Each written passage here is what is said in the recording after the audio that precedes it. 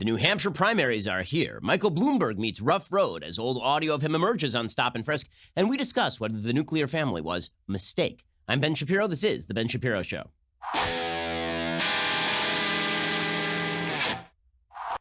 The Ben Shapiro Show is sponsored by ExpressVPN. Your data is your business, protected at expressvpn.com/Ben.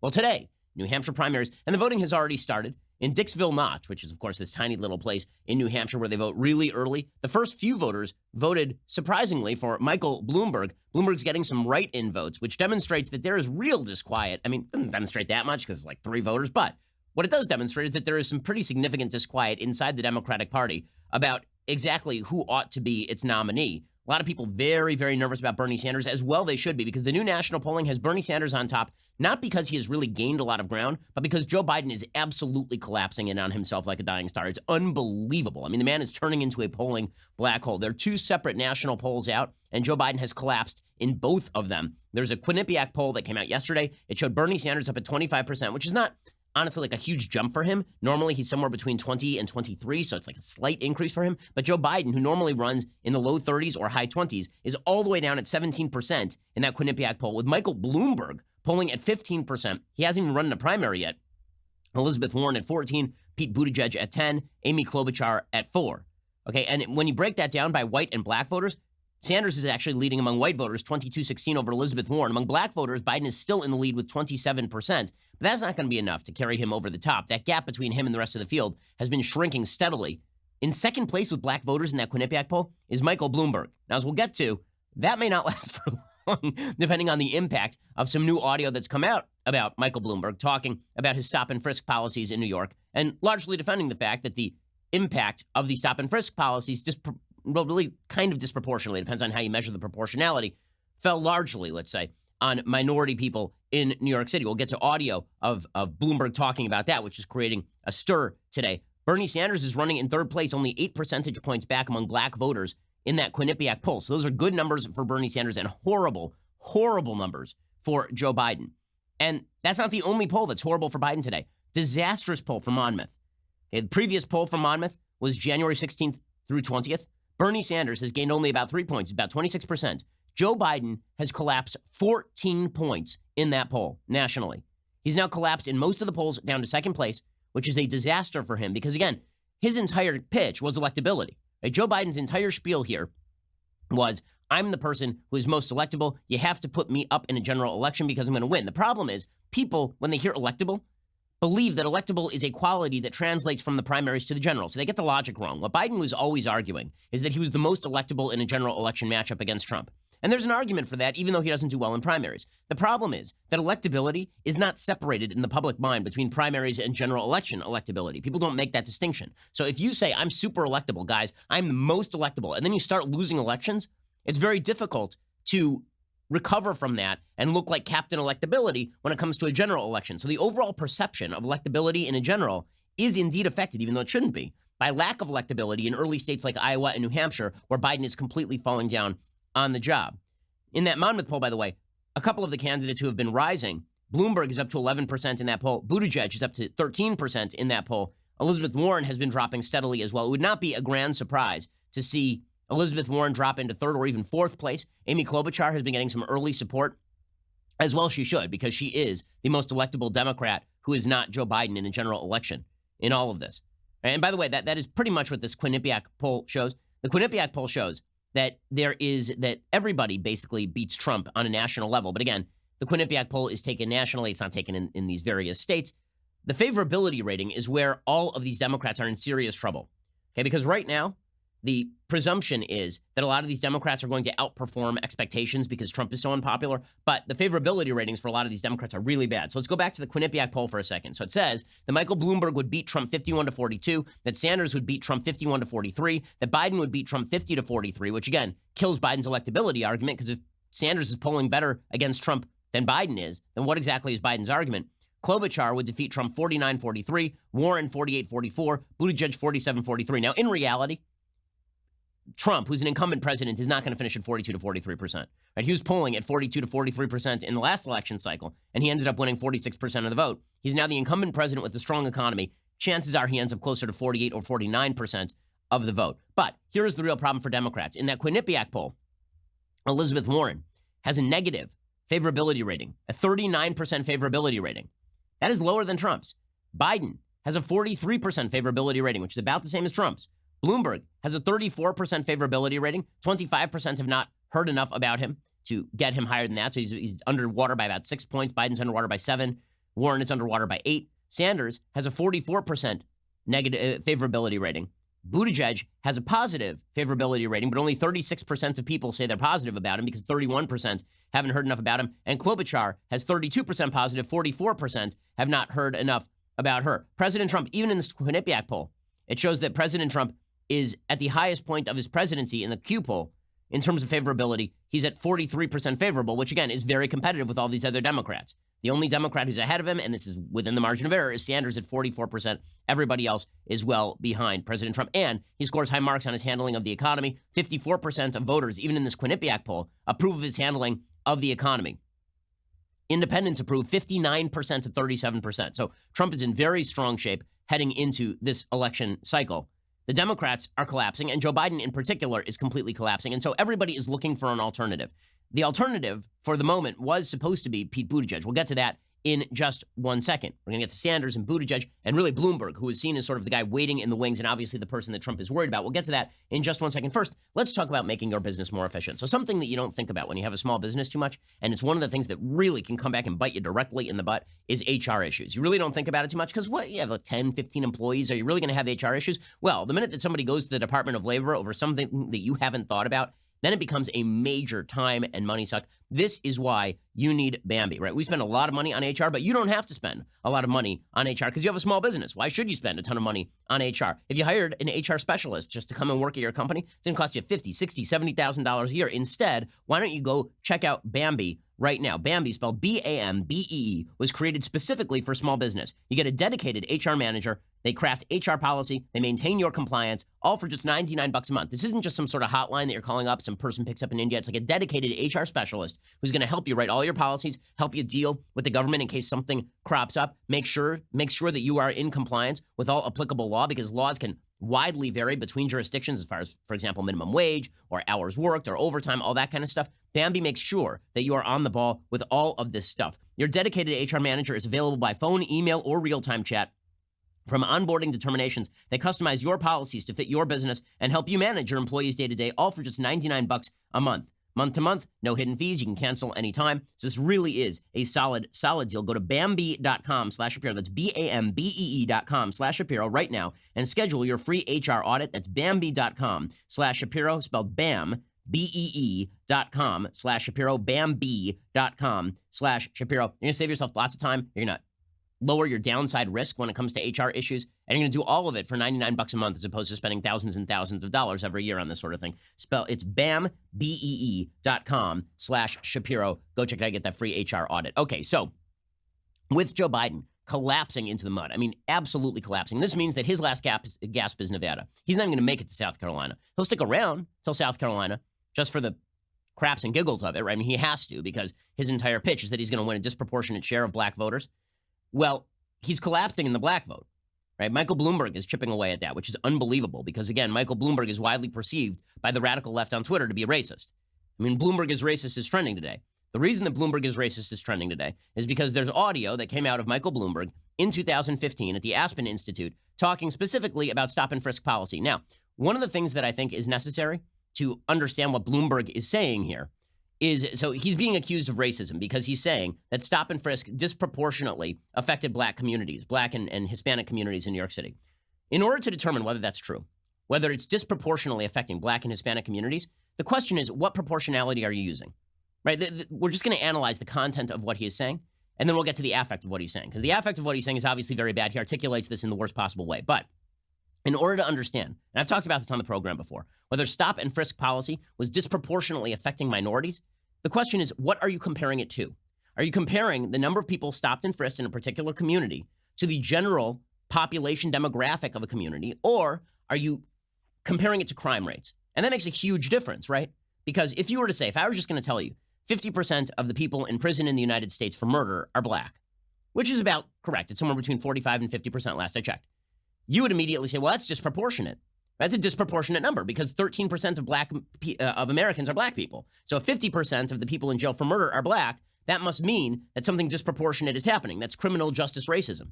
Except that murder is a specific crime that is reported basically 100% of the time.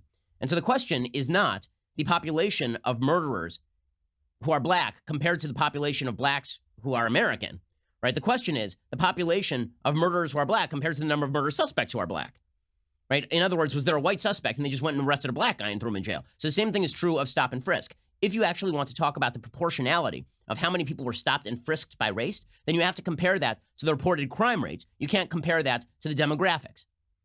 To take a quick example, heavy percentage of the population of New York City is Jewish. The crime rate in the Jewish community in New York City is extraordinarily low. Are we really going to suggest that the proportionality of people stopped and frisked has to be done not on the basis of crime reports or crime areas, but has to be done on the basis of sheer population? That would make no sense whatsoever. I mean, that's not what the police are there to do. So if you actually want to establish disproportionality, what you would have to do is demonstrate that the police are over-profiling, right? They are over-stopping and frisking black and Hispanic people in comparison to the crime rate in New York City among black and Hispanic people. Right? So that is why all of the talk about stop and frisk disproportionately affecting black and Hispanic people, it depends on what you are using as your numerator. Right? It depends what you are using as your numerator. Are you using the demographic profile generally of New York or the criminal profile of New York, which is a different profile? And the same thing would hold true if I were to say to you, 99% of people in jail for violent crimes are men. Is that disproportionate? Well, it's disproportionate in the sense that only 50% of the population of the United States, like every place else, is male. But it's not disproportionate in the sense that virtually all violent crime in the United States is committed by men.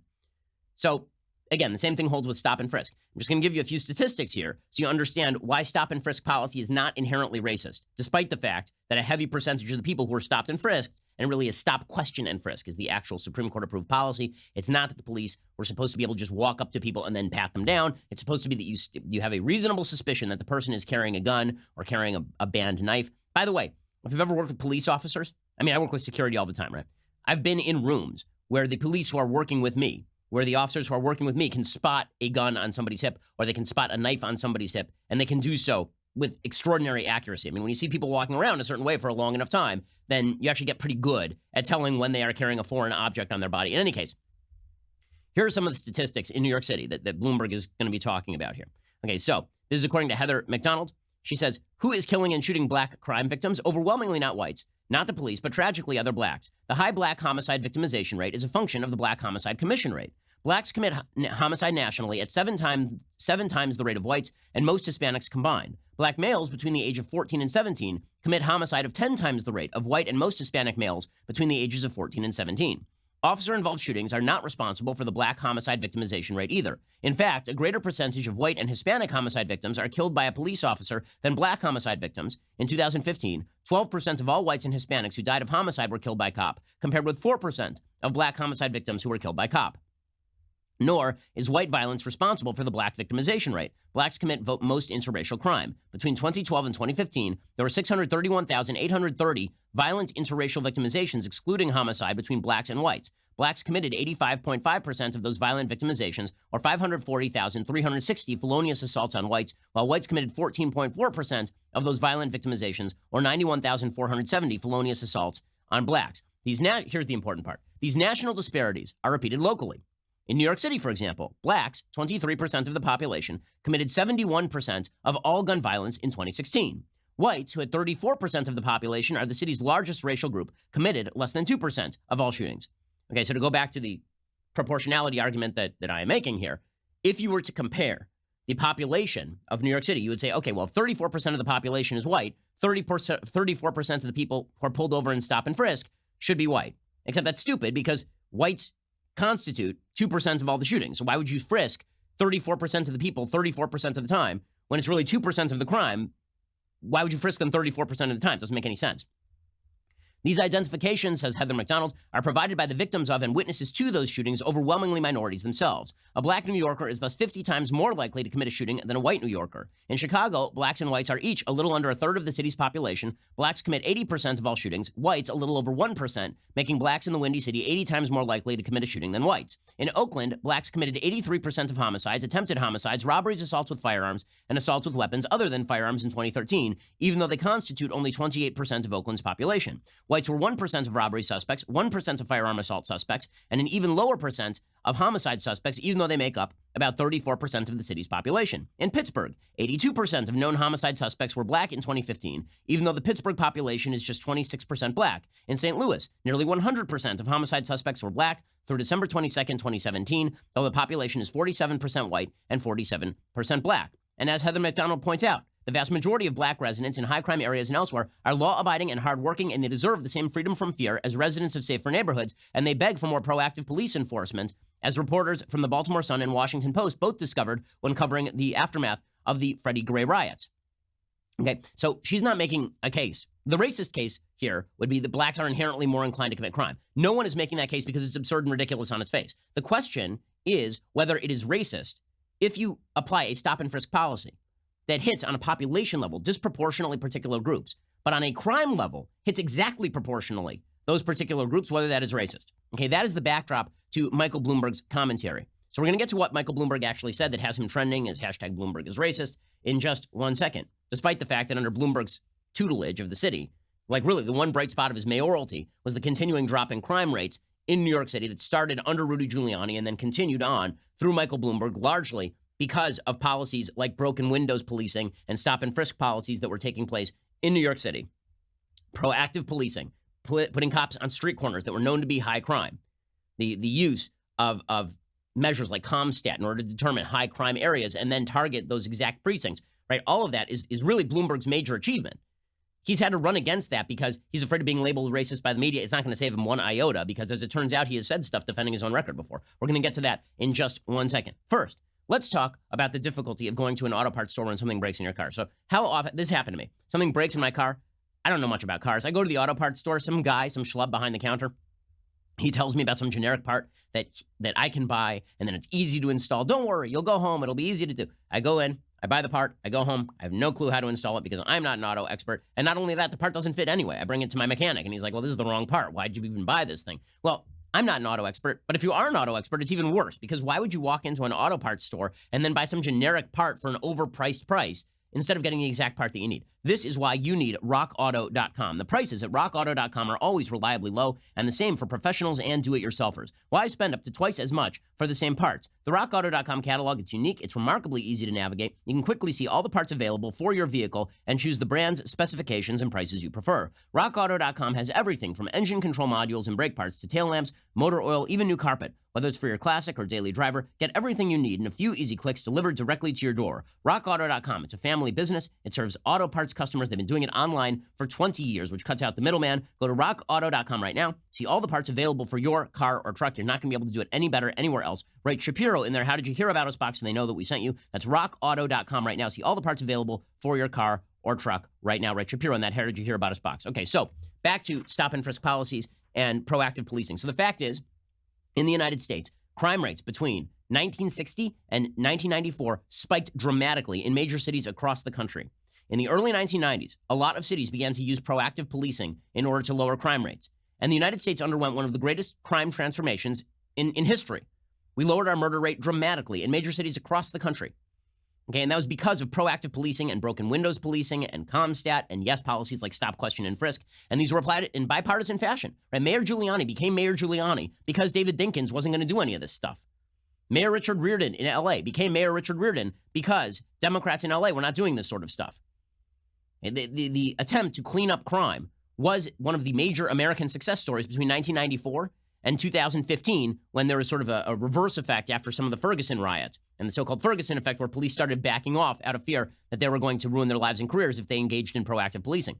Well, this was a bipartisan coalition that favored lowering crime. And that bipartisan coalition included a lot of black legislators and a lot of black city council members who were sick of watching high crime neighborhoods affecting black people who are living in those high crime neighborhoods. Okay, so that's the backdrop to all of this. So Michael Bloomberg's great success story in New York City really is that he was able to continue lowering crime. And that's the only reason he can run for president. If he had not lowered crime, he'd be like Mayor Bill de Blasio, who had a complete failure of a campaign. Right? Mayor Bloomberg's basic pitch is, I made the city of New York safer. I helped continue the transformation of Times Square from what was a squalid cesspool into a pretty nice place to be. You can take your kids, you can walk around. It's kind of like Disneyland. Right? And that is Bloomberg's pitch. But he's had to run directly away from that pitch because he's running directly into the teeth of a bunch of the woke warriors who suggest that proactive policing is inherently racist. Okay, so he's at the Aspen Institute. Now, the piece of audio you're about to hear, we don't hear the beginning of the audio. The reason I think this is kind of important, honestly, is because you don't know, it was a Q&A session. You don't know what question he was asked. So the way that the audio sounds, it's like he's volunteering that they were targeting black people. And maybe that's what he said. And if he did say that, then he is expressing this all wrong, right, in very bad fashion. But if he was asked, which I have a feeling he was, why stop and frisk disproportionately affected black and Hispanic people, and he gave this answer, then the answer might be rough, but the answer is also based in fact, which is that the crime rates in the black and Hispanic community in New York City are dramatically higher than the crime rates in other areas of New York City. And this is why the police are in those areas, and this is why the arrest rates are disproportionate to population statistics. Okay, so here's what Bloomberg had to say at the Aspen Institute. It's got Bloomberg is racist trending, and we'll see if this has any impact on the race. See, I'm kind of doubtful that it does, honestly. Like, I'm kind of doubtful that you're going to see Bloomberg's support in the black community completely collapse in the same way that Trump's support in the Hispanic community did not completely collapse, despite the fact that he was saying all of these kind of ridiculous and egregious things about immigration generally and about Mexicans and all this stuff, because most people of Mexican descent who live in the country who support Trump are not off-put by the fact that Trump speaks in harsh language about illegal immigration. Most black people in America are not all, like, I think that the amount of black support for letting people out of prison who have committed crimes is way lower than the mainstream media would have you believe. I think the vast majority, I know the vast majority of black Americans are law-abiding people who want to live in safe communities. And so when they are told that the police are supposed to be out of their communities, the police are inherently bad and all of this, I don't think most black Americans believe that, which is why Joe Biden, who said a lot of similar things to what you're going to hear Bloomberg say right here, his support has not cratered with black Americans either. Here is Michael Bloomberg talking. This is supposedly the clip that's going to end his presidential bid. Put those cops where the crime is, which means in minority neighborhoods. So it's one of the unintended consequences is people say, oh my God, you are arresting kids for marijuana that are all minorities. Yes, that's true. Why? Because we put all the cops in the minority neighborhoods. Yes, that's true. Why do we do it? Because that's where all the crime is. And the way you get the guns out of the kids' hands is to throw them against the wall and frisk them.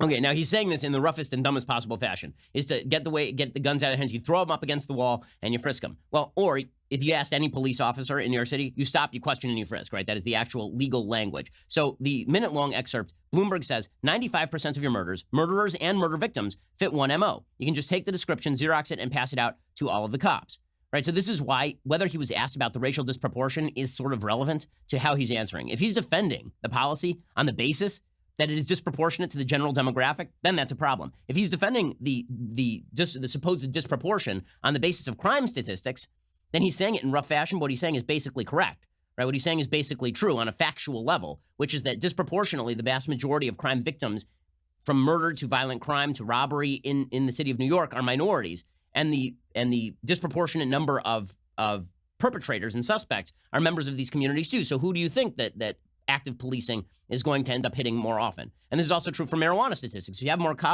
cops in high crime areas, and those high crime areas are disproportionately minority, then presumably disproportionately people who are smoking pot in front of the cops in those areas are going to be the ones who are arrested.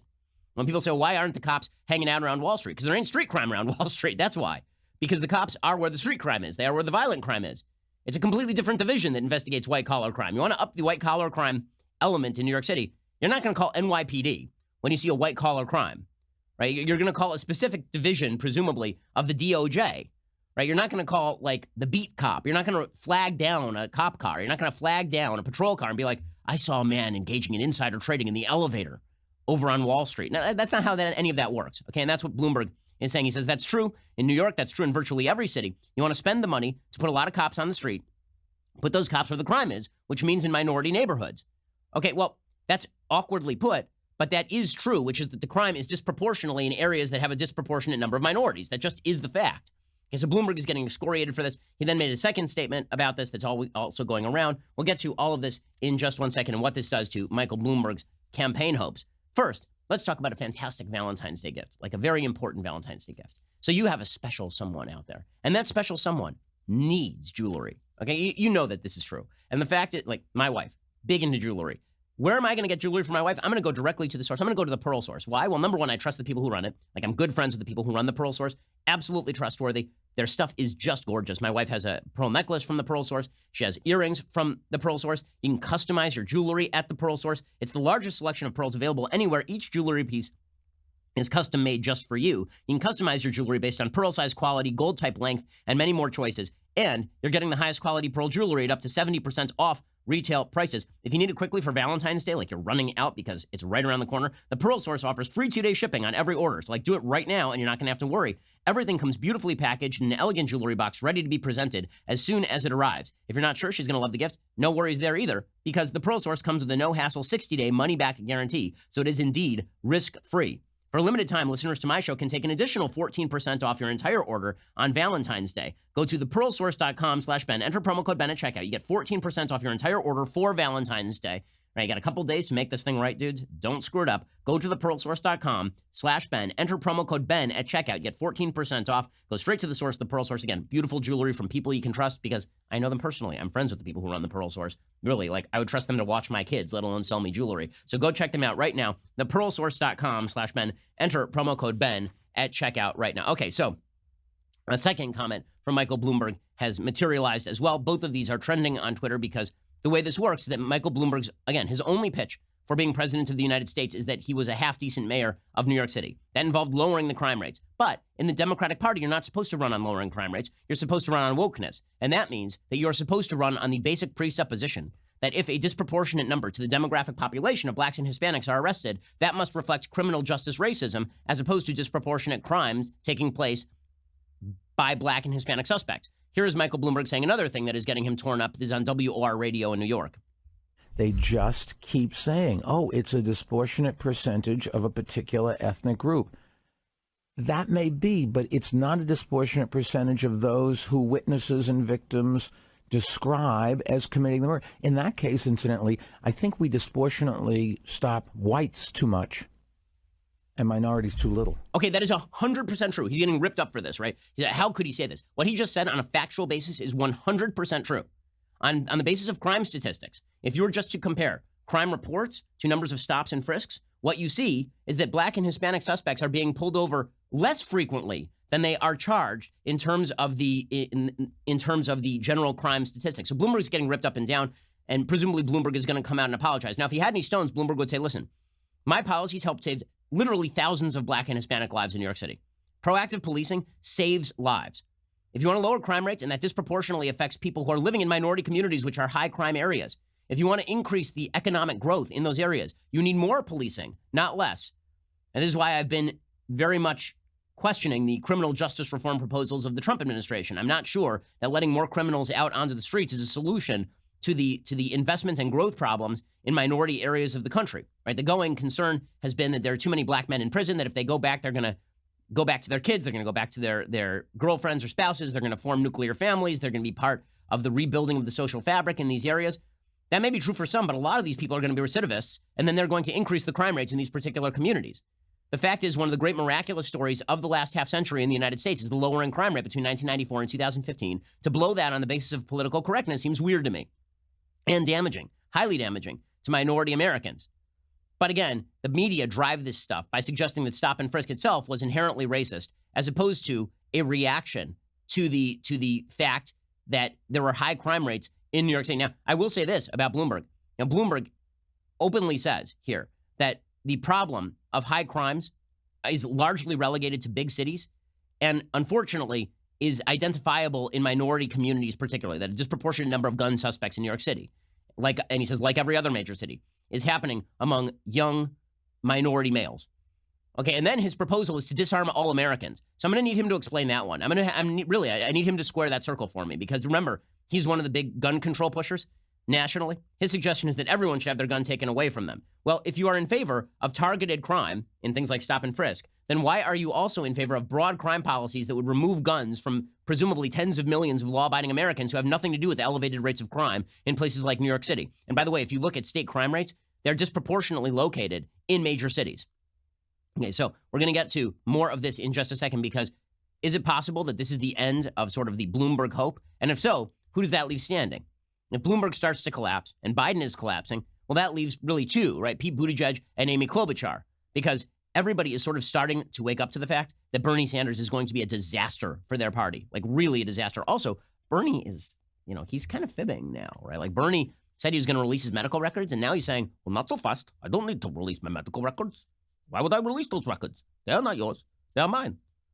I guess we'll have to nationalize his medical records in order to see them. We'll get to that in just 1 second. First, let's talk about your life insurance policy. Now, let's say that you had taken out a life insurance policy on Joe Biden's campaign. Well, you would be cashing in right now because his campaign is just this far from being declared dead. But who could have foreseen that in the past? The answer is very few. It's very difficult to predict the future.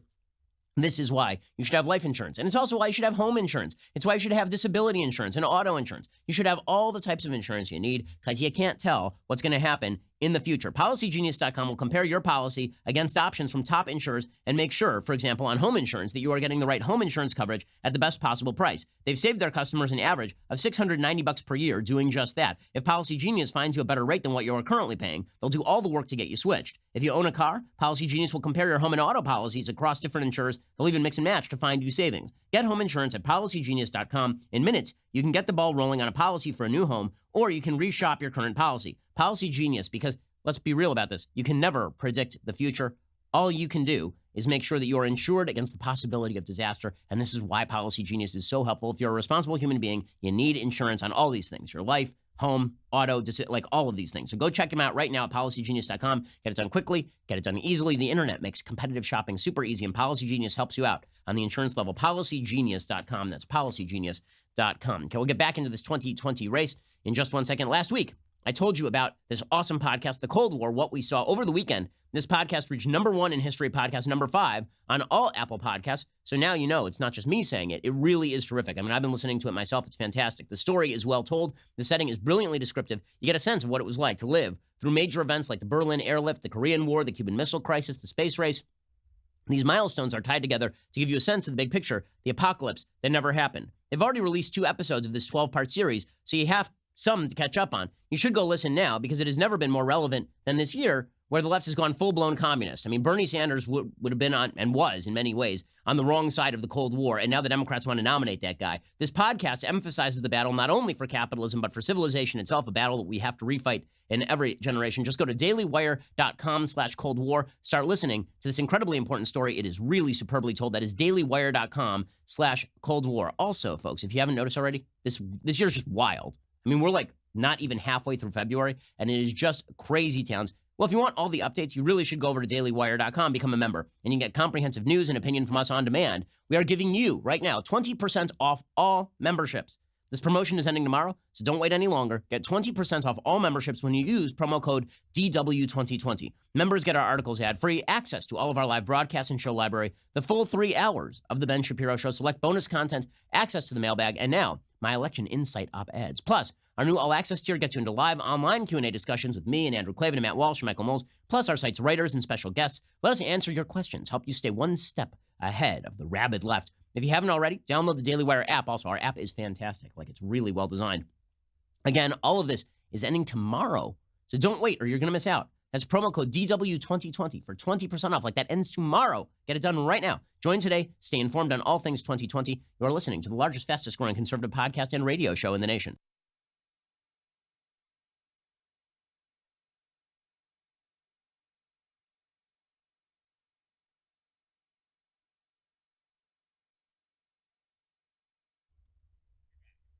Alrighty, so Michael Bloomberg supposedly going to take a serious hit for this audio. We will see whether that is just in the Twitter universe or whether that's in the real world, because there's this massive divide between the Twitterati and the real world. The Twitterati will provide you with your base. They'll provide you with your core, right? That's what Bernie Sanders found out. He's super active on Twitter.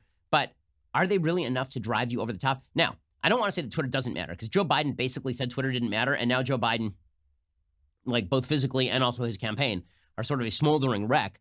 But the fact is that Twitter is not real life. And so if Michael Bloomberg is going to collapse on the basis of this, we'll see. We'll see whether these comments actually make a difference. I'm pretty sure that everybody knew that Michael Bloomberg was the stop and frisk guy. The bigger problem for Michael Bloomberg is inauthenticity. If you campaigned on stop and frisk for years and defended stop and frisk for years, and then 5 minutes ago, you decided to run as a Democrat for the presidential nomination and then repudiated your own legacy, that's a problem. See, here's the thing about Bernie. He has never repudiated any form of his own legacy. Instead, he just says, I said things a long time ago. But he's never repudiated anything he's ever said in the 60s and 70s. Joe Biden has spent half this campaign repudiating his own support for a 1994 crime bill, which contributed to, again, that lowered crime rate. None of these Democrats actually have the stones to just stand on their own record and say, yeah, I did that, and it may be unpopular now, but it was the right thing to do because it lowered crime rates and saved a lot of lives, specifically in minority communities. But Bernie Sanders has never had to repudiate anything, because when you are radical and pure, you never have to repudiate anything you've ever said. That this is, it's funny.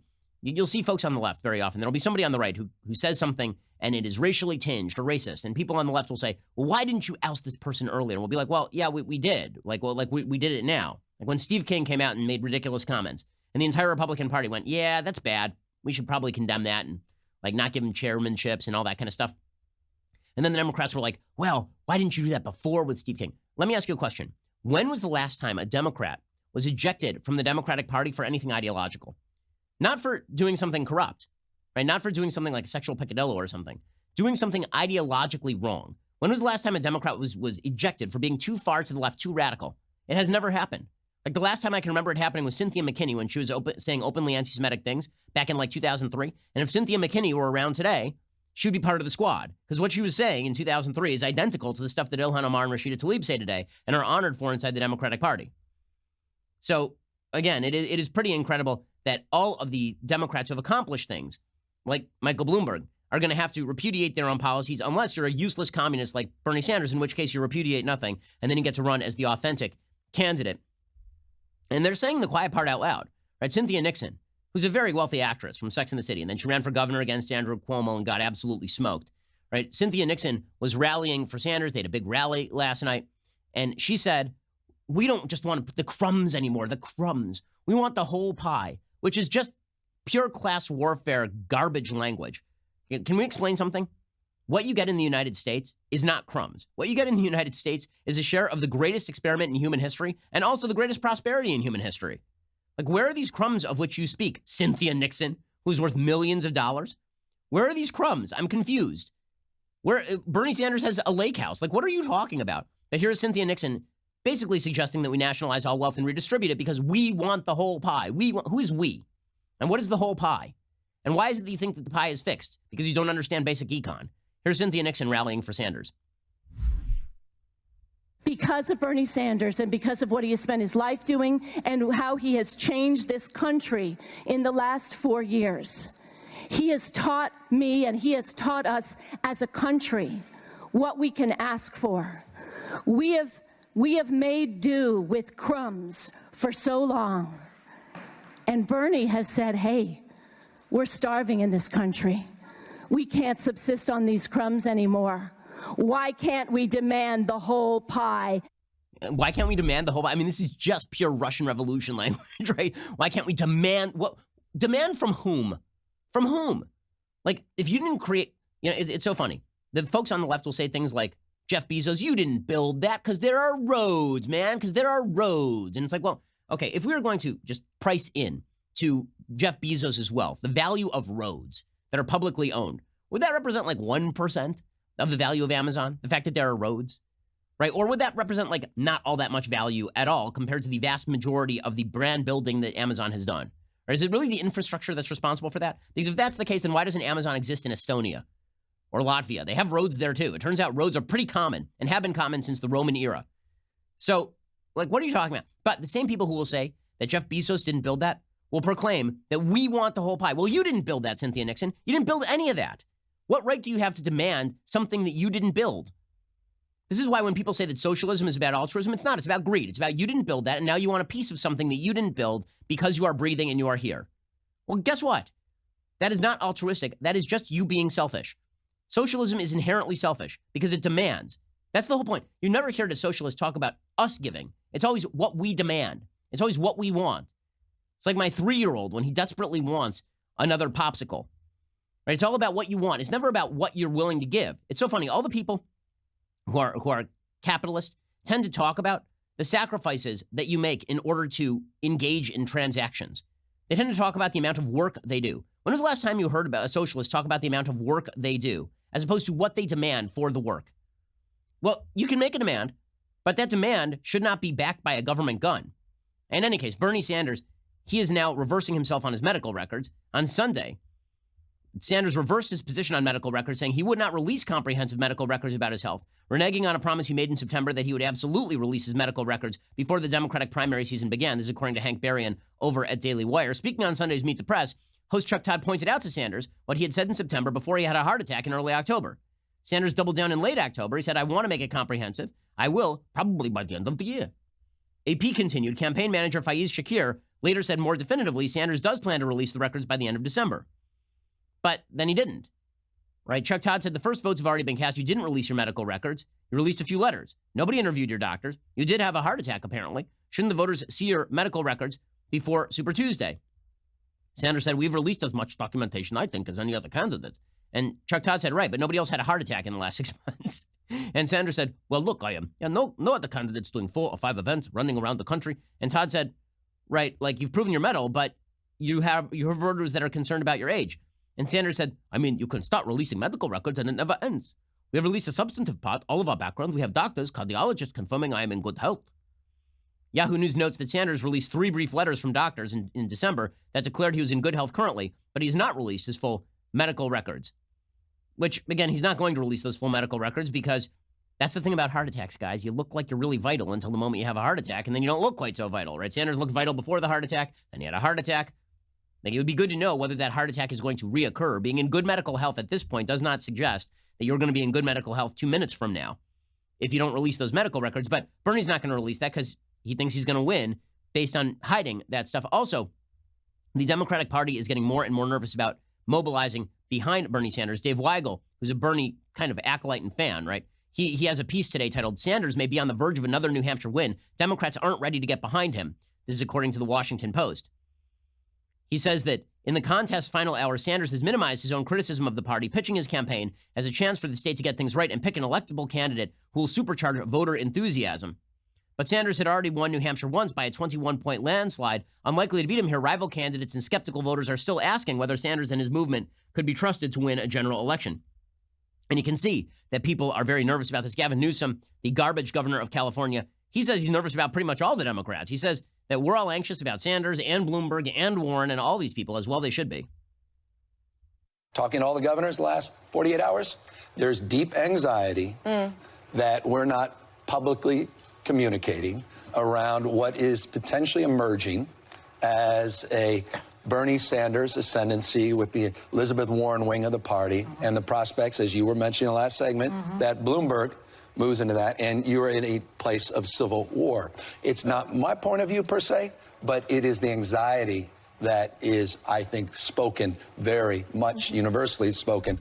Okay, well, that, again, is the well-received wisdom inside the Democratic Party. Everybody is very nervous about Sanders, as well they should be. Meanwhile, President Trump has had a triumphal couple of weeks. He held a big rally again last night. People wait out in the rain and the snow for hours on end to get into Trump's rallies. Very entertaining dude. He said yesterday, we are indeed more enthusiastic than the Democrats. By the way, this is what the polls are showing, is that Republicans are, in fact, more enthusiastic than Democrats. And Bernie's turnout numbers are not good, right? Everybody is burying the lead in Iowa. The lead is not that Bernie Sanders performed well in Iowa or that Pete Buttigieg performed well in Iowa. It's that nobody showed up. That was Hillary Clinton's big problem in 2016. And the Democrats are betting, pure and simple, on the idea that Trump is unpopular to launch them to victory. Right? This is Chris Hayes, right? Chris Hayes on MSNBC. He was saying, guys, we shouldn't be anxious. People don't like Donald Trump. And here's Chris Hayes trying to gin up the base. It ain't going to work. The idea that this is some terrifyingly popular juggernaut is just not borne out by the facts. Almost all of what the president is doing and has done, independent of the state of the economy, which is a big if, right? The stuff he's actually doing, almost all of it is wildly unpopular. He is weak. He's vulnerable. Politically, he's beatable. He wants you to believe that he's strong, but he's not. He is not a colossus. He's a con man. Okay, well, good luck with this, because this is exactly what Hillary Clinton said, and then nobody showed up because it turns out nobody's enthused about what you guys are pitching. And here's Trump yesterday at a rally in Manchester, New Hampshire, drawing bigger crowds than any of the Democrats who are actually running for a nomination right now. Here is Trump saying, yeah, our enthusiasm is way bigger than the Democratic enthusiasm right now. You know, they always talk about the Democrats. They have enthusiasm, right? We have so much more enthusiasm than that's not even close. They're all fighting each other. They're all going after each other. You got them all over the place. They don't know what the hell they're doing. They don't know what they're doing. They can't even count their votes. Accurate. Fact check. True. Fact check. So what are the Democrats going back to? They're going back to the sort of chiding. George Conway is so desperate at this point. Kellyanne's husband. He is so desperate at this point. He is suggesting preemptively impeaching Trump again. Again. Not kidding. Washington Post opinions today. Trump is right. We might have to impeach him again. He says, with essentially no pretense about why he was doing it, the president brazenly retaliated Friday against two witnesses who gave truthful testimony in the House's impeachment inquiry. He fired Lieutenant Colonel Alexander Vindman and U.S. Ambassador to the EU, Gordon Sondland, and he also fired a third man, Lieutenant Colonel Yevgeny Vindman, merely for being the brother of the first. This is part of, by the way, of a broader cut down in federal staffing, so it's not wholly true that this was just about going after these people. Trump essentially admitted his retaliatory motive on Saturday when he tweeted that he sacked Vindman in part for having reported contents of my perfect calls incorrectly. If this were a criminal investigation and Alexander Vindman and Sondland had given their testimony to a grand jury, this Friday night massacre could have been a crime. At the very least, it ought to be impeachable. If Richard Nixon was to be impeached for authorizing hush money for witnesses, and Trump himself was actually impeached for directing defiance of House subpoenas, there should be no doubt that punishing witnesses for complying with subpoenas and giving truthful testimony about presidential misconduct should make for a high crime or misdemeanor as well. So let's impeach him again. Yeah, good luck with this. Good luck with this. It's just not going to fly. You took your shot. You missed. Is this a move that Trump should have made? No, it's politically stupid. But for Trump, the rip on Vindman is that Vindman was deliberately misinterpreting what he was saying because he doesn't like Trump personally and didn't like his Ukraine policy, that it had nothing to do with Trump actually committing a crime, per se. Okay, so George Conway saying, let's impeach him again. You get this from Pelosi, too. Republicans have normalized lawlessness. Good luck with all of this. It's just not going to cut it. It really is not. So this is the problem for Democrats. They've got an octogenarian socialist who is now running away with this thing. Hey, Bernie is not only the front runner, he is now the prohibitive front runner because nobody else is rising. They just took a shot at Michael Bloomberg, who is the only person who is in the mode of Joe Biden. Biden is collapsing. Bloomberg is coming under heavy fire. Pete Buttigieg is the only one who is sort of left standing. Unless Amy Klobuchar shows really strong in New Hampshire, there is no moderate opposition. The moderates have flipped 6 ways from Sunday, and Bernie's going to run away with this thing. That's just the way it is. By the way, Amy Klobuchar should win. Right? If the Democrats had any brains at all, they would be taking a second look at Amy Klobuchar. She's the only candidate who has won in a purple state and won repeatedly. And when Elizabeth Warren was saying, I've won a Senate seat in Massachusetts. Yeah, you could slap a blue D on a bag of dog crap in Massachusetts and it would win a Senate seat. I mean, they effectively do that every 6 years in Massachusetts. But in Minnesota, you actually have to be pretty good at politics. Klobuchar happens to be a talented politician with actually a pretty stellar intellectual background. And this is not coming from somebody who agrees with Klobuchar a lot. Like, I disagree with her tremendously. But the Democrats are fools not to be looking seriously at Klobuchar and instead be looking at like Pete Buttigieg, who's the mayor of 7 people and whose father was a Gramsci scholar. Antonio Gramsci was one of the founders of the Marxist movement in Italy in 1918, 1919. And his dad so Buttigieg's dad was like the guy on Gramsci. Gramsci. Can't remember how to pronounce it. In any case, they've got a bunch of radicals and Klobuchar. Maybe Klobuchar shows strong in New Hampshire and that changes the race. Maybe Bloomberg starts to pick something up, but it's looking a lot like Bernie. And for Trump is licking his chops. Trump is just waiting to drop those attack ads against Bernie Sanders, as well he should be, because guess what? Nancy Pelosi yelling about Trump, it's all priced in. It is all priced in at this point.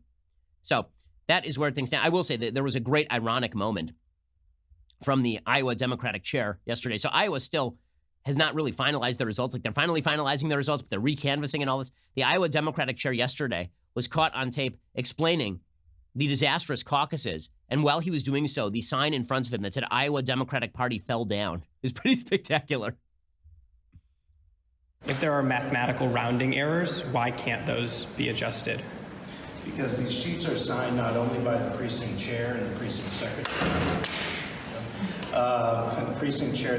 secretary, they're also signed by campaign representatives. And so for us, they are the official record of what took place in the room. Even he is realizing that this is like a disaster area. It is a disaster area for Democrats. By the way, in the prediction markets, in the betting markets, Michael Bloomberg is now running second to Bernie Sanders.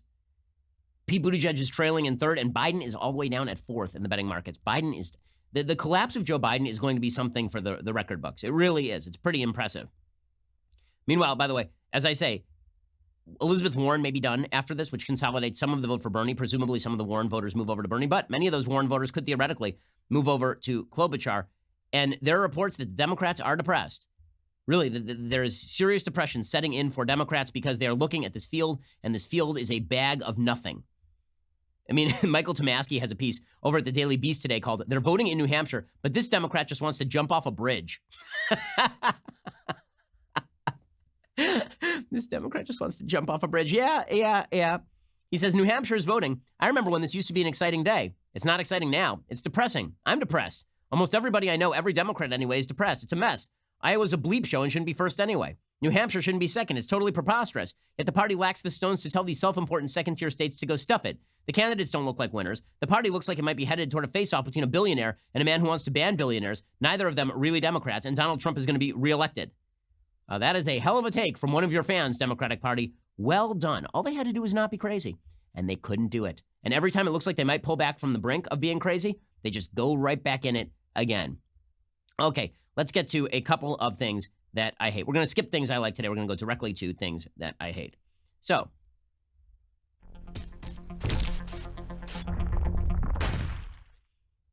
things that I hate, number one. So there's an article by Kate Wagner in the New Republic, and she's very, very upset about a new order, a proposed executive order titled Making Federal Buildings Beautiful Again.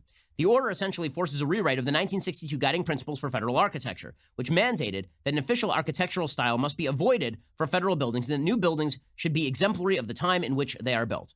Right? So this means that you have ugly-ass buildings all over Washington, D.C., because the 1960s and 1970s were the home of what were called the brutalist architecture. Now, that name is pretty descriptive, brutalism. It's actually named after the French for concrete, which is called brute, I believe. My French is horrible. In any case, basically you end up with monstrosities like this. This is the FBI building, which looks like it's something directly out of the Panopticon. I mean, it looks like something out of dystopian horror film. This brutalist architecture with overt concrete, windows buried inside layers of concrete, metal bars on the windows. I mean, this thing is just a hideous piece of crap. And then contrast that with like the Supreme Court building, right? So the Supreme Court building is a gorgeous piece of building, right? I mean, this is classical Roman architecture or Greek architecture. Looks like the Parthenon. It's beautiful. I mean, it's a beautiful building. The White House is a beautiful building. Go back to the brutalist piece of crap. That one is from like 1965, the FBI's building from 1965.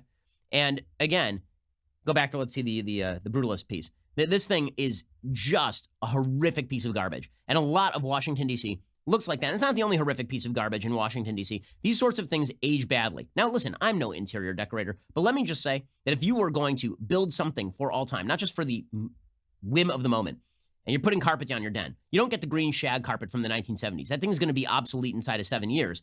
What instead you do is you tend to build in time-tested and honored tradition. And this is true for great cities all over the world. Great cities all over the world are built in particular style. If you were to build brutalist architecture in the center of Paris, it would mar the landscape, obviously. In Jerusalem, you must, by law, build things from Jerusalem stone so that all of the city is of a piece. Right? So the new executive order was to suggest that we stop building crap like that, and instead we build some of these classical buildings, right, which are much better looking. They are much nicer looking. They're more beautiful. They stand the test of time. Nobody goes and gawks at the front of the FBI building. Nobody does that. Instead, people tend to go to the major sites in Washington, D.C. that are nicer looking and that don't look like they have aged. I mean, the White House is a beautiful building, just aesthetically. It's a very pleasing building. But according to this article by Kate Wagner, you're a racist if you push for classical federal buildings. A racist. The proposition put forth by this new executive order, which is spearheaded by the National Civic Arts Society, a conservative nonprofit, would essentially scrap the old guidelines in favor of a mandate that establishes a classical style inspired by Greek and Roman architecture as the default. The American Institute of Architects swiftly published vehement denunciations of the plan on the grounds it would stifle architecture and violate the free thought and artistic expression that are essential to a democracy. Comparisons have already been made to Mussolini, Hitler, and Stalin. Really? Like, because you're building nice buildings, that's like Mussolini, Hitler, and Stalin? I mean, people should actually, like, take a look at Stalinist architecture. It's hideous. It's hideous garbage. Like, if you actually go and look at the old Soviet architecture, it's really, really horrible looking. The abrupt aesthetic reversal heralded by this executive order has some obvious underpinnings, beginning with the fact that the reversion to a mandatory classical style reflects the architectural philosophies of white supremacists online. Oh, so it was the 4chan folks who decided that they wanted beautiful buildings. I'm confused. Don't diverse people like good-looking buildings? It seems pretty obvious to me that that FBI building is a piece of crap. It seems pretty obvious to everybody who's ever walked by it, but apparently that makes you a racist. This is the inevitable result of an architectural faux populism that has been sown in the conscience of American architecture since postmodernism. The effort to stifle aesthetic expression in public architecture by instating a mandatory style is wrong for all the reasons that the AIA and the Chicago Sun-Times editorial board lay out in opposition. The proposal would allow Trump to create a president's committee for the rebeautification of federal architecture, which would enforce this design mandate, and this panel would exclude artists, architects, engineers, art or architecture critics, members of the building industry, or any other members of the public that are affiliated with any interest group or organization involved in architecture. Speaking as an architecture critic, this is insane and borderline totalitarian. Weird, because the same people who say that we shouldn't have lobbyists deciding exactly how anything is done in Washington, D.C., say that architecture lobbyists should decide how architecture is done in Washington, D.C. Whether we like to admit it or not, says this New Republic columnist, Trump is an architectural president.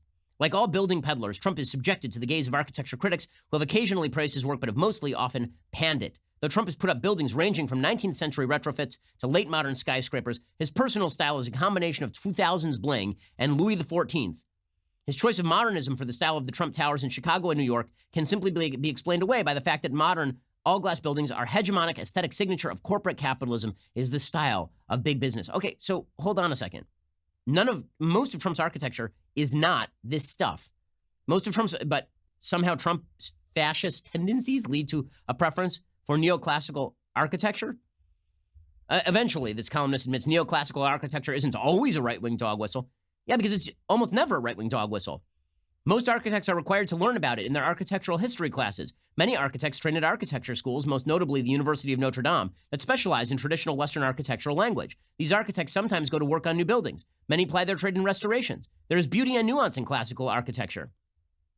So what exactly are you whining about? But apparently, if you don't want those hideous, brutalist buildings, then you're a racist. So good news there from The Nation. Okay, other things that I hate today. So David Brooks has an extraordinarily long piece in The Atlantic today talking about the nuclear family and suggesting the nuclear family was a mistake. He says the family structure we've held up as the cultural ideal for the past half century has been a catastrophe for many. It's time to figure out better ways to live together. So David Brooks, as he so often does, strings together a bunch of true statements to come up with a false conclusion. This article basically suggests that the concept of the nuclear family is inherently bad, that the nuclear family is somehow created at the expense of extended family and community and society building. That is basically his premise. So what he says is that we should get rid of this concept of the nuclear family. It's past its time, never really applied anyway. It only applied for a short period of time and only when brutal sexism was in order. And instead, we need to create new social networks. But we're supposed to do it without churches. We're supposed to do it without nuclear families that work with one another. It's absolute horse crap. So he comes up with, he critiques the nuclear family existing in isolation without extended family. But then his solution is not, okay, well, we need the nuclear family and the extended family. His solution is the nuclear family no longer exists, so we have to build these tribal structures around non-nuclear families. And he comes up with like all the wrong solutions. So here's what David Brooks has to say about the nuclear family. And this, again, is a failure to recognize that old standards of morality when it comes to the nuclear family, that you need a mom and a dad and kids, and that you should have grandparents around, and that government structures, by the way, totally undercut that, right? What Social Security actually did in many cases was prevent children from feeling the need to take care of their parents because Social Security was going to do that. It used to be 50, 60 years ago, before Social Security got enormous, that everybody sort of assumed that when your parents got older, you were going to have to build a mother-in-law unit on your house, and that your mother-in-law was going to have to stay there. I mean, they're literally called mother-in-law units, right? There was always the assumption that as your parents age, you're going to have to take care of them. But government incentives changed that structure. In any case, David Brooks, he starts again from the right premises and ends in the wrong place, which is so typical of people who are unwilling to admit that maybe we've gotten a few things wrong over the past 60 years in terms of social policy, particularly with regard to the differences between the sexes and the necessity of having a mother and a father. David Brooks says, the scene is one many of us have somewhere in our family history. Dozens of people celebrating Thanksgiving or some other holiday around a makeshift stretch of family tables, siblings, cousin, aunts, uncles, great aunts. The grandparents are telling old family stories for the 37th time. The oldsters start squabbling about whose memory is better. After the meal, there are piles of plates in the sink, squads of children conspiring mischievously in the basement, groups of young parents huddle in a hallway making plans. This particular family is the one depicted in Barry Levinson's 1990 film Avalon, based on his own childhood in Baltimore. As the years go by, in the movie, the extended family plays a smaller and smaller role. By the 1960s, there's no extended family at Thanksgiving. It's just a young father and mother and their son and daughter eating turkey off trays in front of the TV. In the final scene, the main character is living alone in a nursing home, wondering what happened. This is the story of our times, the story of the family, once a dense cluster of many siblings and extended kin, fragmenting into ever smaller and more fragile forms. The initial result of that fragmentation, the nuclear family, didn't seem so bad. But then, because the nuclear family is so brittle, the fragmentation continued. In many sectors of society, nuclear families fragmented into single-parent families into chaotic families or no families. Okay, this is where his narrative goes off the rails. So it is true that when you create a family structure, you should do so, and you should look to do so in places where you have support structures. I talk about this on my show all the time, right? I live within a mile of my parents. Why? Well, because today, for example, I have like an errand that I need to run with my daughter. I'm working, and my wife has an appointment. My dad is picking up the slack, right? When we have our next baby, which should come sometime in the next few weeks, when that happens, my parents are going to step in and help. We deliberately live close to my parents in order to make this happen. By the way, with travel now, it is also true that having an extended family that is available to you is much more possible than ever before. When my sister, who lives over on the East Coast, has a problem, she calls my parents, and my mom gets on the next plane, and she's over there and just stays with them to help out. And when my wife has this baby, her parents are going to come down, and they're going to help out too. Like, having extended family available is obviously necessary. Not only that, having an extended tribe, and by tribe I don't mean genetically associated, I mean a group of people with whom you have a common interest available, is really good. Like when my wife has her baby, and this happens with every baby in our Jewish community, whenever somebody has a baby, for the next 3 weeks, every meal is taken care of. Like somebody in the family, we actually have like a full schedule online, and we will all claim a meal, and we'll all drop off a meal with the family of the baby that was just born, so that the wife doesn't have to cook, the mom doesn't have to cook for like 3 weeks, to make sure that she's able to take care of the kid and take care of the dad too, and all of that, right? It is true, you need social structures. But what's weird about David Brooks's piece is that his argument is that the nuclear family was a myth. No, the nuclear family is an inherent part of this. The nuclear family exists with the rest of the social structure. David Brooks concludes in this piece that basically extended clans fell away, the nuclear family was left, and the nuclear family wasn't strong enough to bear all the pressures that were put on it by outside forces. Well, that's sort of true and it's sort of not, because as David Brooks acknowledges, the nuclear family is still the standard in high-income America. Now, he says that's because it's easier to have a nuclear family when you're high income. This is completely reversing the logic. The reality is that one of the reasons people are low income is because they do not form nuclear families as often. Right? One of the greatest intergenerational predictors of poverty is not forming a nuclear family, is being a single mom. Right? You don't have as much social structure available to help with your kids. This is one of the lead predictors of criminal engagement by your children. It's one of the lead indicators of intergenerational poverty. So Brooks gets it all backwards. He says that only rich people can afford to have a nuclear family. No, that is wrong. The reason, one of the major reasons that rich people are rich is because they make good decisions about their family, right? As I have cited before, if you want to be not poor in America, permanently poor in America, do 3 things. Graduate high school, get a job, don't have a baby before you're married. That's it. Those are the only 3 things. And if you violate those 3 things, you're going to be poor, right? Or at least there's a better shot that you're going to be poor in the United States by leaps and bounds. But Brooks seems to assume that it's harder to form a nuclear family these days, when the truth is, it's actually easier than ever to form a nuclear family these days. It really is. It is simple to form a nuclear family. You walk down to, like, of all sorts, by the way, you walk down to a government office, you get a document. Now you are married. And what has changed? Other than you have to file as joint income filers, which is actually a marriage penalty the government should get rid of. Other than that, you get child tax credits. There are all sorts of benefits that are available to you as a married couple. 2 are now living for the price of 1 to a certain extent, because when I got married with my wife, my expenses really did not rise all that much, but our income did if she had been working. She was a student at the time. But David Brooks, what he's really doing is he's lamenting the death of extended family. That is fair. But to lament the death of extended family by crapping on the nuclear family is completely bizarre. He says extended families have 2 great strengths. The first is resilience. An extended family is 1 or more families in a supporting web. Your spouse and children come first, but there are also cousins, in-laws, grandparents, a complex web of relationships among, say, 7, 10, 20 people. If a mother dies, siblings, uncles, aunts, grandparents are there to step in. If a relationship between a father and a child ruptures, others can fill the breach. Extended families have more people to share the unexpected burdens when a kid gets sick in the middle of the day, or when an adult unexpectedly loses a job. A detached nuclear family, by contrast, is an intense set of relationships among, say, 4 people. If one relationship breaks, there are no shock absorbers. In a nuclear family, the end of the marriage means the end of the family as it was previously understood. All of that is true. It is also true that if you want an extended family, you know it's very helpful? Having 2 parents involved in the extended family. Even in the stories I'm telling about my own family, my parents are involved. My wife's parents are involved, right? We now have 2 sets of grandparents who are able to pitch in. My wife's siblings can come over and babysit. My siblings are available if we need help, and I'm available to them. In order to build a big web, a network of relationships, you do have to have a nuclear family at the center. The reason that I'm pushing this is that the title of this article is that the nuclear family was a mistake. No, the death of the extended family was a mistake. The nuclear family is a long-time part of human history, and his case that he makes that the nuclear family didn't exist until the 1950s is obviously untrue. It's obviously untrue. Hey, when people were expanding across the continent of the United States, was the nuclear family not a part of that? When people have expanded throughout human history, was the nuclear family not a part of that? And what exactly is he calling for? A replacement of the nuclear family by a social structure that is going to have, it takes a village? It does take a village, but it takes a family within the village. And it takes families networking with other families in that village. So this call for the replacement of the nuclear family is quite bizarre by David Brooks. And that is where he ends up, right? He ends up suggesting that the cure for lack of fathers in the African-American family, fathers sticking around in the home, is social networks. Well, that can help. It certainly can. But you know what the leading indicator is of help in those social networks? Fathers in the surrounding areas.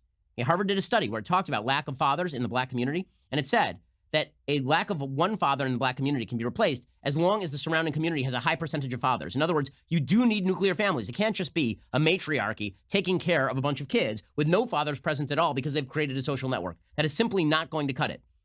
But David Brooks ends up here. He says, in other words, social conservatives have a philosophy of family life they can't operationalize because it is no longer relevant. Why is that no longer relevant? Why? Like, seriously, he says it's no longer relevant because women want to work and because the idea of a nuclear family rests on the fact that women have to stay home. No, it doesn't. If you have an extended family, then everybody sort of shares the burdens. But you need the nuclear family to provide that core. He says the sexual revolution has come and gone, and it's left us with no governing norms of family life, no guiding values, no articulated ideals. And so the progressives have no philosophy of family life at all because they don't want to seem judgmental. So instead, we want to redefine kinship. Here's the solution. He says, in the beginning was the band. For tens of thousands of years, people commonly lived in small bands of, say, 25 people, which linked up with perhaps 20 other bands to form a tribe. People in the band went out foraging for food, brought it back to share. They hunted together, fought wars together, made clothing for one another, looked after one another's kids. In every realm of life, they relied on their extended family and wider kin. Throughout most of human history, however, kinship was something you could create. Well, again, now he's just talking about the loss of community generally, with which I totally agree. But I don't understand why this is supposed to come at the expense of the nuclear family. Right? He says, back in the 17th and 18th centuries, when European Protestants came to North America, their relatively individualistic culture existed alongside the Native Americans' very communal culture. In his book Tribe, Sebastian Junger describes what happened next. While European settlers kept defecting to go live with Native American families, almost no Native Americans ever defected to go live with European families. Europeans occasionally captured Native Americans and forced them to come with them. They taught them English and educated them in Western ways. But almost every time they were able, the indigenous Americans fled. European settlers were sometimes captured by Native Americans. They rarely tried to run away. When you read such accounts, you can't help but wonder whether our civilization has somehow made a gigantic mistake. Okay, it's a very weird example to choose, given the fact that the nuclear family and extended kin were a hallmark of American life for most of American history. He says, our culture is oddly stuck. We want stability and rootedness, but also mobility, dynamic capitalism, and the liberty to adopt the lifestyle we choose. We want close families, but not the legal, cultural, and sociological constraints that made them possible. We've seen the wreckage left behind by the collapse of the detached family. Yet recent signs suggest the possibility a new family paradigm is emerging. And here's where he gets to his punchline. He says, many of the statistics I've cited are dire, but they describe the past. Americans are now experimenting with new forms of kinship and extended family in search of stability. He says that we're moving into a new cultural paradigm. Why? Because kids are staying around with their parents, and this is creating new networks. No, this is incorrect. Again, because you have now said that a kid who is 30 staying with mom and dad is the same as a kid who is 30 married with 3 kids living within a mile of mom and dad. Not the same thing. Okay, if you're going to create kinship networks, the nuclear family remains at the center of that. And then he has this very weird situation where he says African Americans have always relied on extended family more than white Americans do. He says the black extended family survived even under slavery and all the forced family separations that involved. Family was essential in the Jim Crow South. All of this is true. And then he said government policy sometimes made it more difficult for this family form to thrive. That is also true. But this happened identically at the same time as the death of nuclear family in the black community. Which again, you need a lot of nuclear families to make a network. So bottom line here is the nuclear family was not a mistake. The nuclear family was, and will continue to be, since biblical times, the standard for human living. The question is whether we can create social fabric, and that requires commonality of interest. And this is the thing that Brooks is unwilling to say. The bottom line is, all of the areas of American life typically in which nuclear families have formed the core of a broader social network happen inside religious communities. And he's unwilling to say that people need to get involved in social networking via common interest again, because the bottom line is, as common interest fragments and as nuclear family fragments, there's nothing left to hold us together. And that is a bigger problem. So we need two things to happen. One, make responsible decisions about your own childbearing and rearing. Get married, have babies. And two, you need a social network of common interest, and that involves seriously thinking about your own values and getting involved with others on a social level. And yes, that might mean that we might need to go back to church at a higher level. Okay, so there you have it. We will be back here a little bit later today with 2 additional hours of content. Also, we're taking your calls right after the show at 855-236-3228. That's 855-236-3228. Otherwise, we'll see you here tomorrow for the recap of the New Hampshire primaries. I'm Ben Shapiro. This is The Ben Shapiro Show. The Ben Shapiro Show is produced by Colton Haas, directed by Mike Joyner, executive producer Jeremy Boring, senior producer Jonathan Hay, supervising producer Mathis Glover and Robert Sterling, assistant director Pavel Wydowski, technical producer Austin Stevens, playback and media operated by Nick Sheehan, associate producer Katie Swinnerton, edited by Adam Sayevitz. Audio is mixed by Mike Coromina. Hair and makeup is by Nika Geneva. The Ben Shapiro Show is a Daily Wire production. Copyright Daily Wire 2020. Hey everybody, it's Andrew Klavan, host of The Andrew Klavan Show. You know, some people are depressed because the American Republic is collapsing, the end of days is approaching, and the moon has turned to blood. But on The Andrew Klavan Show, that's where the fun just gets started. So come on over to The Andrew Klavan Show and laugh your way through the apocalypse with me, Andrew Klavan.